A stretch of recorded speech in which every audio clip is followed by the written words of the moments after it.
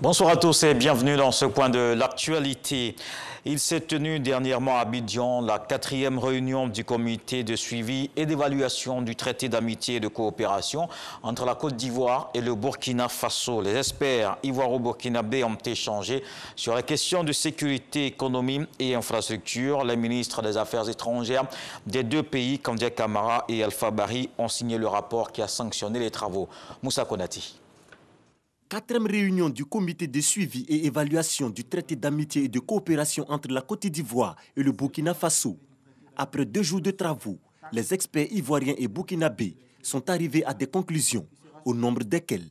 Au regard de la persistance des attaques terroristes, les parties envisagent le renforcement des échanges d'informations et de renseignements entre les services compétents, la multiplication des rencontres de concertation entre les services de sécurité des frontières aux fins du traitement conjoint des problèmes, la multiplication des opérations antiterroristes conjointes aux frontières communes, le renforcement de la surveillance des zones protégées communes afin qu'elles ne servent pas de base ou de refuge aux terroristes. Concernant le projet de construction de l'autoroute Yamoussoukro à Ouagadougou, les délégations ont souligné la nécessité pour les deux gouvernements de poursuivre conjointement la recherche de financement en vue de mener à son terme ce projet essentiel pour les deux pays.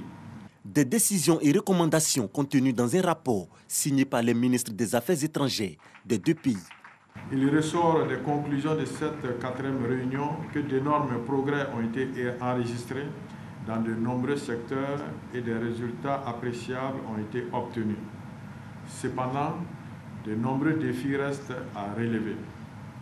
Ainsi, des recommandations pratiques ont été formulées pour guider nos actions futures afin de nous permettre de renforcer le niveau d'exécution des projets et programmes communs conclus dans le cadre du traité d'amitié et de coopération entre nos deux pays.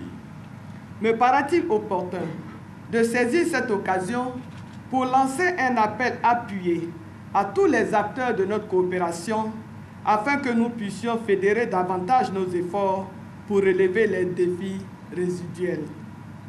Cela est d'autant plus nécessaire que le Burkina Faso et la Côte d'Ivoire sont liés par plus de 80 accords de coopération dont le taux de mise en œuvre reste encore assez faible. Les deux délégations se disent également satisfaites des avancées dans la préparation de la 3e édition du Forum des hommes d'affaires ivoiriens et burkinabés.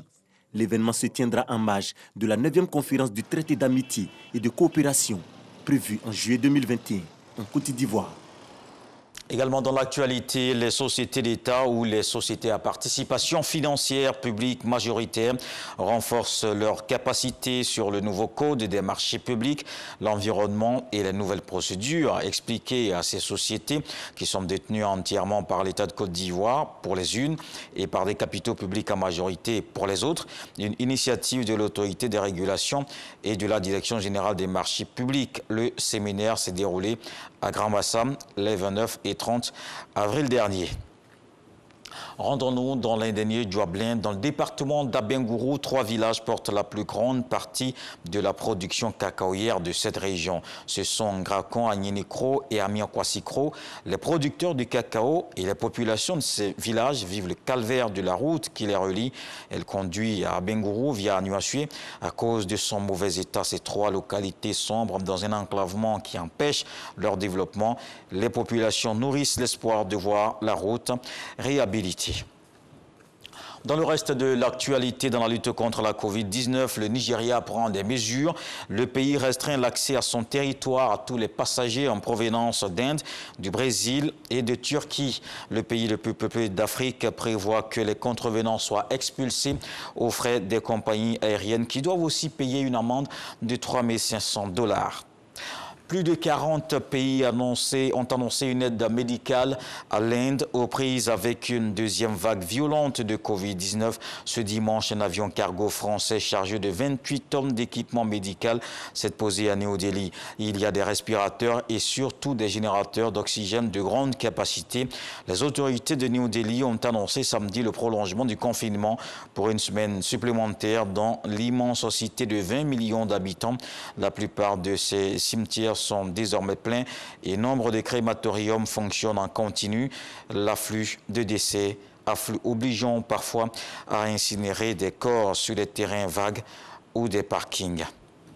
Et puis des milliers de personnes ont manifesté ce dimanche dans plusieurs régions en Birmanie, certains espérant un printemps révolutionnaire 3 mois après le coup d'État de la junte contre le gouvernement civil.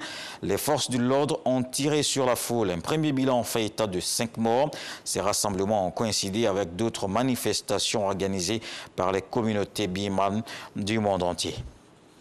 Voilà pour le flash d'information. On se retrouve à 20 h pour le journal.